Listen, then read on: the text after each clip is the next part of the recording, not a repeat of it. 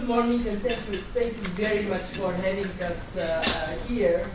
So my job in the last 2 years has been to serve the purpose of our group, mostly by concentrating on the expenditure side of the budget. And there, what we do are 3 very important things. One, we have embraced this budget focused on results initiative in which we relentlessly pursue improvements in how we spend the budget, what we spend it for, how we account for this to our citizens. We have 2 priorities now for the budget. 1, jobs and growth.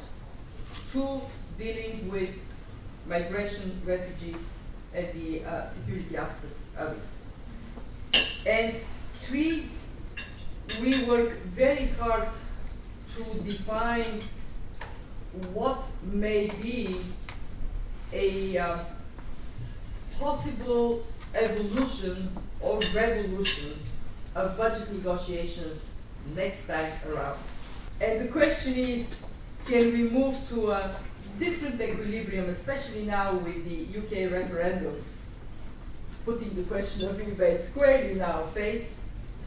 And as we do that, as we move to a different equilibrium, more or less revolutionary, more or less evolutionary, and that is going to be the debate of the next years, what pragmatic steps we can take to reform the revenue side of the budget.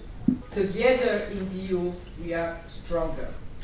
And this togetherness is, among other things, secured by the fuel for our engine that is the European budget. The Vice President said that now there are 2 priorities, jobs and growth, and everything which is related with the migration issues.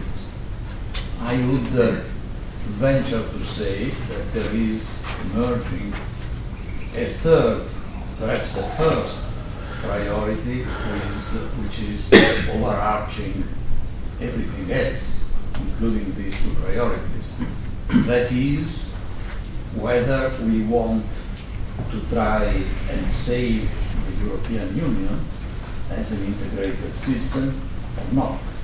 Because I believe, as I said yesterday in my opening remarks in the conference, that any EU policy now should also be valued from the perspective, is what we are doing, we policy makers in all sense, is this going to contribute to further disintegration, maybe unawarely, or can this help to put in place a new movement towards integration?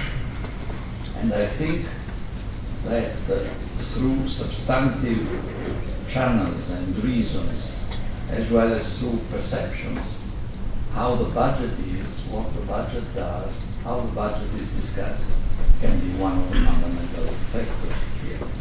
We come now with a battery of political arguments and political reasoning, trying ultimately, this is our nasty ambition, because this is part of our job, to embarrass those responsible politically, particularly in the member states, as finance ministers, as prime ministers, embarrass them if they once again decided not to be bothered by this topic.